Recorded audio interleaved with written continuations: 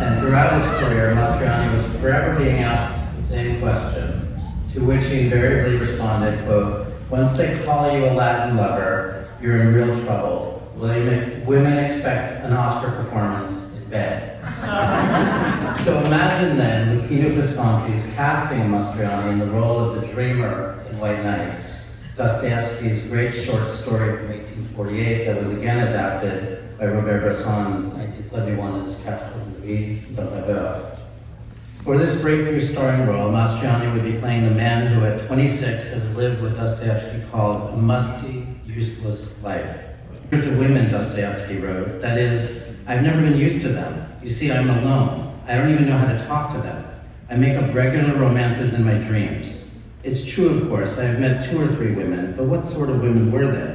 They were all landladies. But I should make you laugh if I tell you that I've several times thought of speaking, just simply speaking to some aristocratic lady in the street when she is alone, I need hardly say.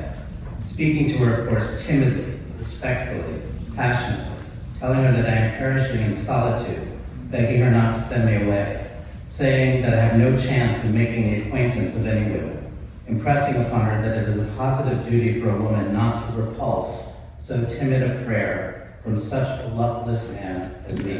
He was oversexed or undersexed. He was estranged from Jean Moreau in Antonia's La Notte, impotent in Bolognini's Bell'Antonio, adrift in Fellini's Dolce Vita and 8½. So as we revisit Mastroianni's career in the coming weeks, I invite you to take a closer look at his brilliant performances because there's much more than meets the eye. Happily in real life, Mastroianni had a talented and beautiful child with a talented and beautiful Caterina.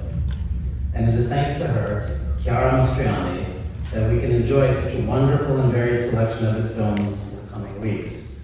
Remarkably, though perhaps not surprisingly, given the 150-odd titles in his filmography, Chiara had not seen all of her father's films when we set out to work on this retrospective.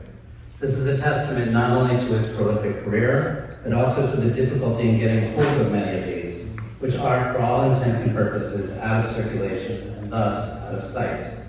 For this reason, I'm delighted that Chiara has chosen little gems like Elio Petri's Todomodo and Antonio Pietrangeli's Fantasia Roma. As is always the case with Italian cinema, Cinecittà has come to the rescue. For this occasion, the 100th anniversary of the birth of Mastroianni, Cinecittà has created meticulous 4K restorations, including the premiere tonight of White Nights. I would like to extend MoMA's deepest thanks to Chiara Sbarigia, the president of Cinecittà, as well as our dear longtime collaborators, Camilla Cormani, Marco Cicala, and Paolo Ruggiero. Do you mind just standing for a moment?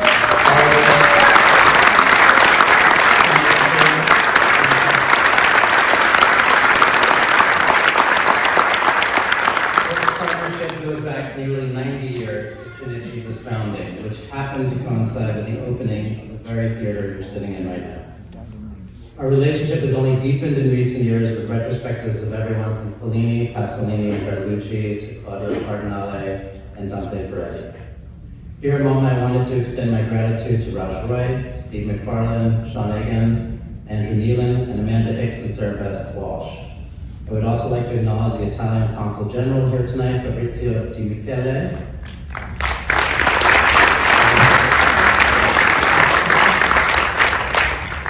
Jennifer Essen, Pop Krogrick, and the team at Finn Partners, and Sally Fisher.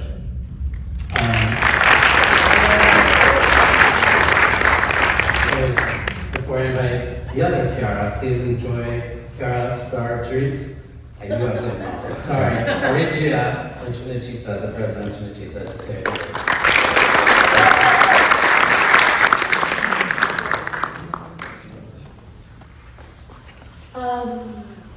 Marcello and Chiara Mastroianni Family Affair provides an opportunity to share Cinecittà and MoMA's core mission with audiences around the world, a mission built on 3 fundamental pillars of cinema: preservation, restoration, and dissemination.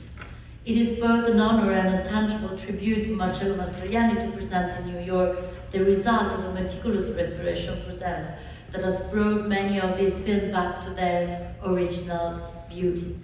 There are 17 films starring Marcello Mastroianni in the occasion of his centennial of birth, including 3 newly restored by Cinecittà, Lucky to be a Woman, Too Bad She's Bad, and tonight the youth premiere of Luchino Visconti, White Nights.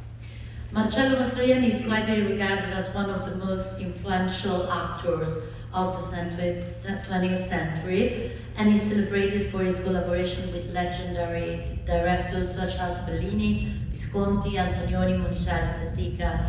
Over a career spanning 6 decades, he appeared in 147 films, creating cinematic masterpieces that remain etched in the collective imagination.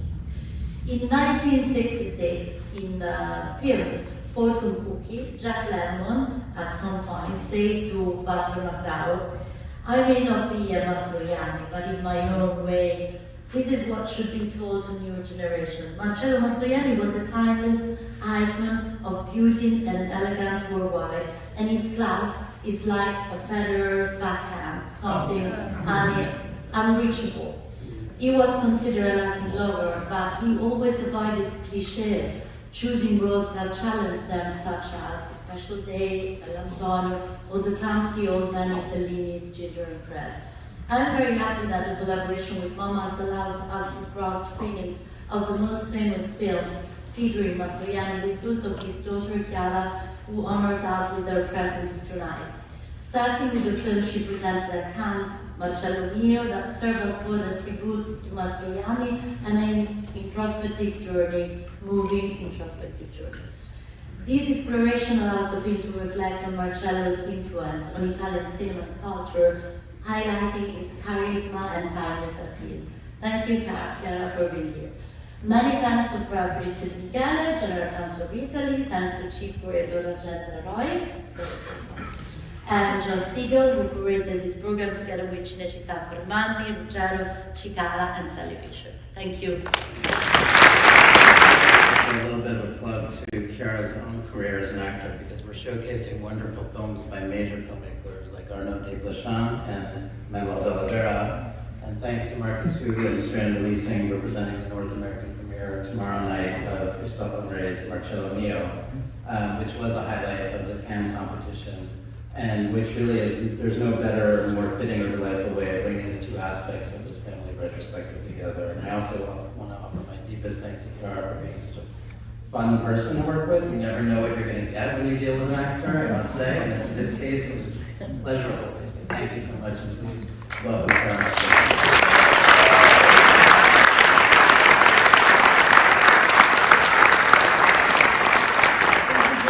I'm a bit embarrassed because you guys have all prepared the speech and all. I haven't prepared much, but I guess I'll improvise now. It's not difficult. I'm very happy to be here. I'm very surprised at the same time. When I got the call from Josh a few months ago, I couldn't really believe my ears, because for me the MoMA is one of the most iconic places of New York since the first time I came, so I would have never ever imagined to be here and presenting movies with my father, movies with myself as well, but this is something quite, how do you say, very moving as well. I think my father would have laughed because he didn't like so much attention, and he never even, how do you say, partied on his own birthdays, but we're here to celebrate his 100th, and he's not here to say no, so. It's one of the crazy things about cinema is we can do any birthday of someone who's gone for a long time now, but I think through him, it's a way to celebrate cinema, and I think this is what he would have loved. I don't mean to speak for him, but I think I know him a little bit enough to be able to say that he would have said, talk about the filmmakers, not about myself. And I think with Josh, and thanks also to the help of Chiara, Sbarigia, and Cinecittà, we were able to come up with the short list.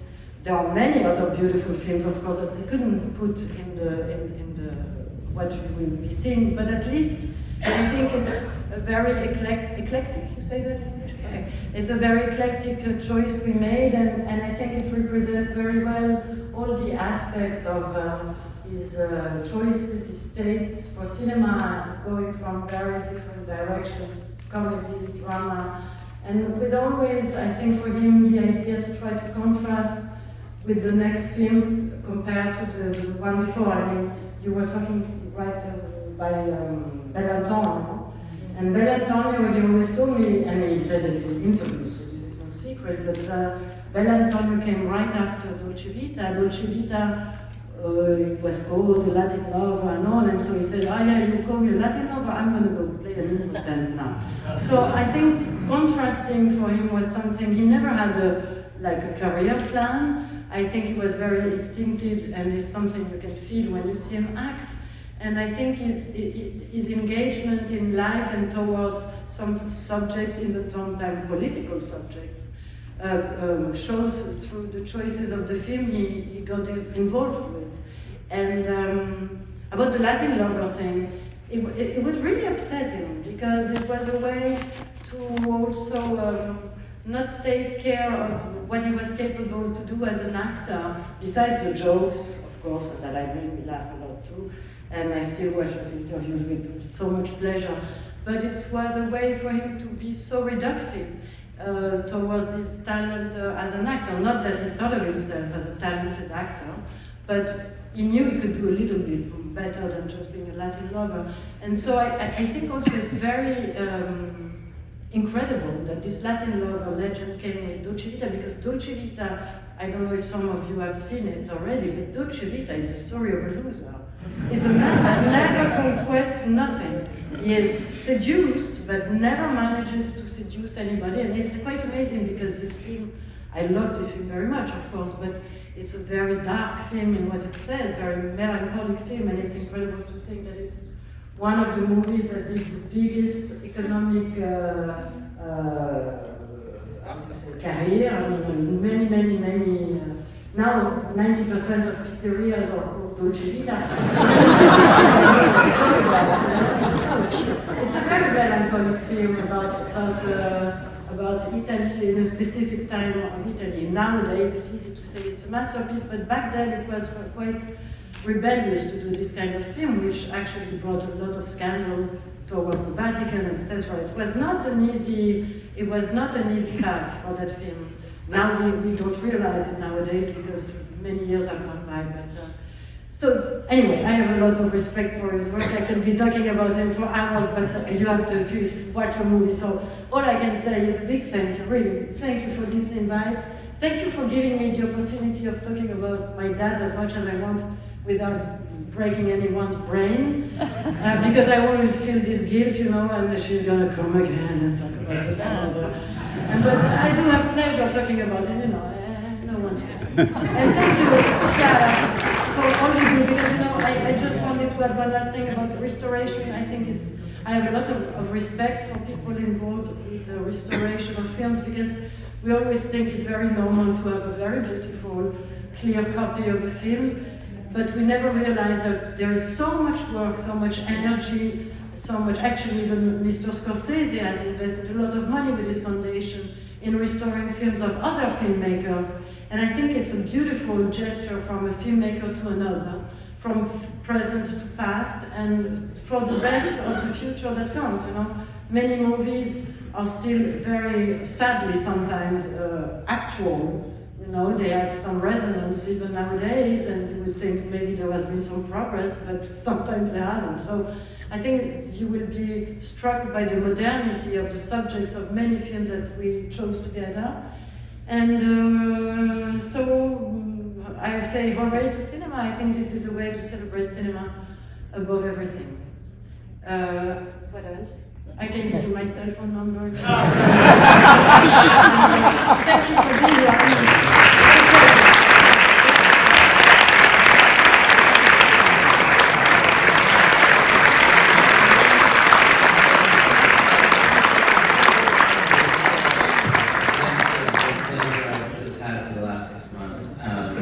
Chiara will be back tomorrow night, so I hope you join us then. But for now, this is the way we can respond to you.